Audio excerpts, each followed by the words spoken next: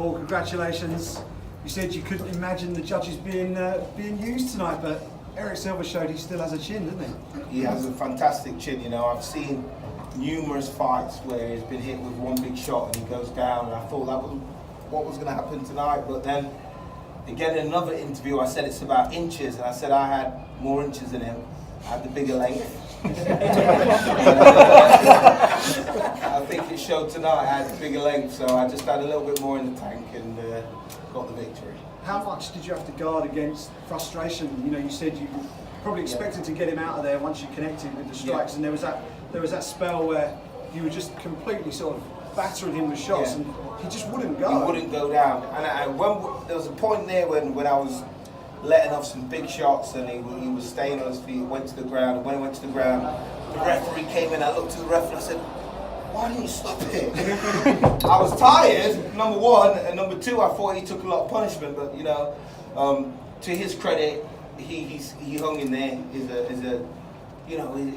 He had a lot of hype when he was coming into the sport and onto the main stage, and I think tonight showed why he had that hype. You know, he has got a hell of a heart, and he never quit, and he was always in the fight. So. You said in an interview with us before that you thought this fight would be a good setup for a rematch with MVP. Do you still feel that way, or do you feel like your path is a little bit different now? For me, the MVP fight is, do you know what? I've explained it like it was building up, and then it exploded, and then it's all fizzled out. You know, it wasn't the fight that people expected. It wasn't the fight that people wanted. But all that being said, I feel like I won the fight. So I'm content with the fight. Like, I genuinely, as mad as it sounds, and as you know, people can call me disillusioned or whatever, I'm at peace with that fight because I think I won. So I'm not searching for a rematch. You haven't seen me really make a statement on social media or anything asking for the rematch, even though we got knocked out in his last fight. You know, I kept quiet. I didn't start begging for the rematch because in my heart I feel like I won the fight. Like, the situation of being in a tournament, the fact that I was the underdog on the betting thing, a lot of factors played into it. I said in a statement that it was MMA politics following the way of boxing, and I still stand by that, no matter what Bellator said. And I feel like I won the fight, so I'm not hunting for a rematch. If he wants a rematch, he's got to create something for the fans to want the rematch. I mean, maybe storming in here now and swinging at me might warrant a rematch, but as far as I'm concerned, I won the fight. I know that fight, you made a conscious decision to change up the tactics and go a little bit more wrestling heavy to try and get him to the mat.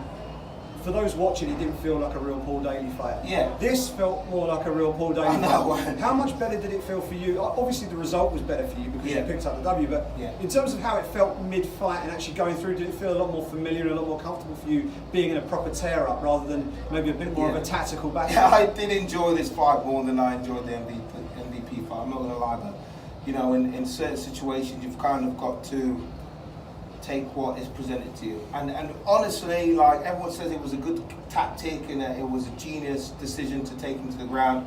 That wasn't the plan.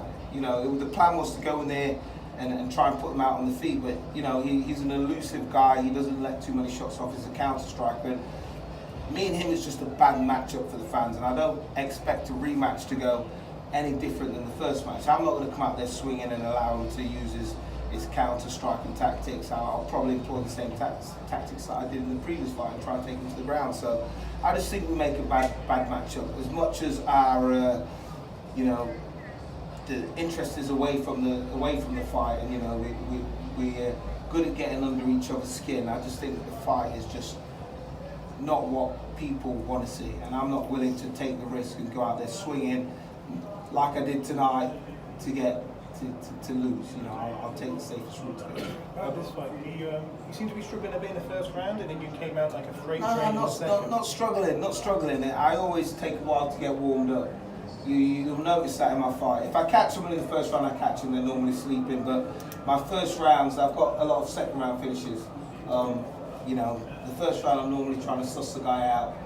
His timing, his speed, his distance, and how much he can take. It just so happens that he can take a lot. He was tough, and you know, I was a little bit slow off the mark in the first round and him getting that takedown.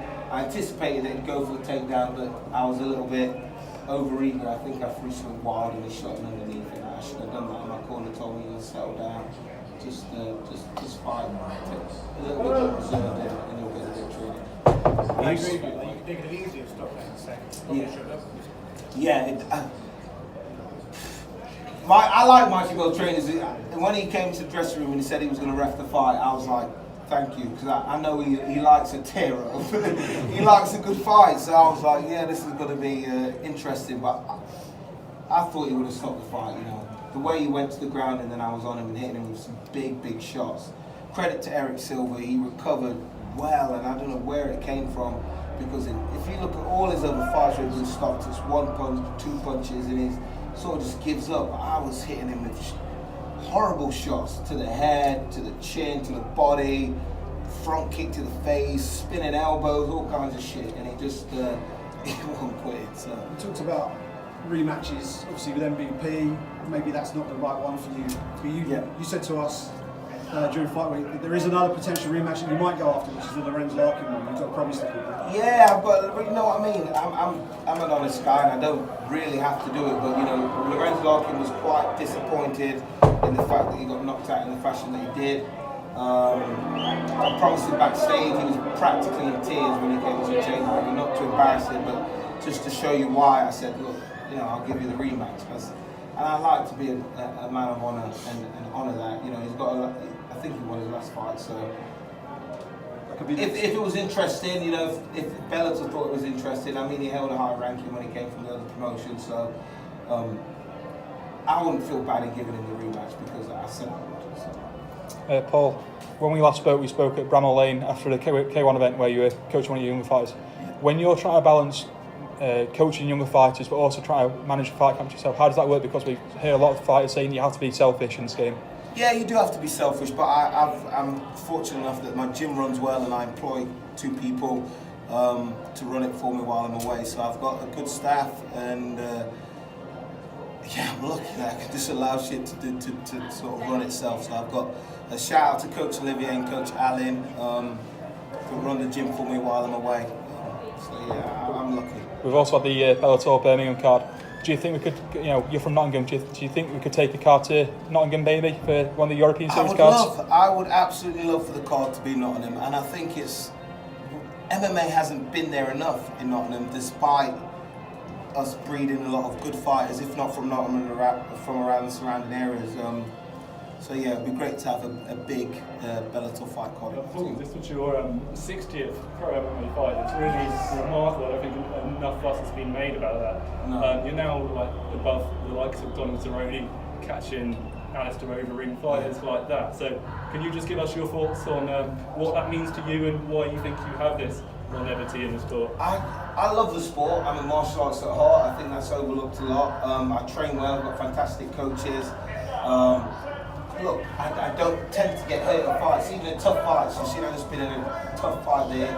I don't tend to get hurt, and that is due to my coaching, my defense, and my experience. You know, you very rarely see me busted up no matter who I'm fighting, win, lose, or draw.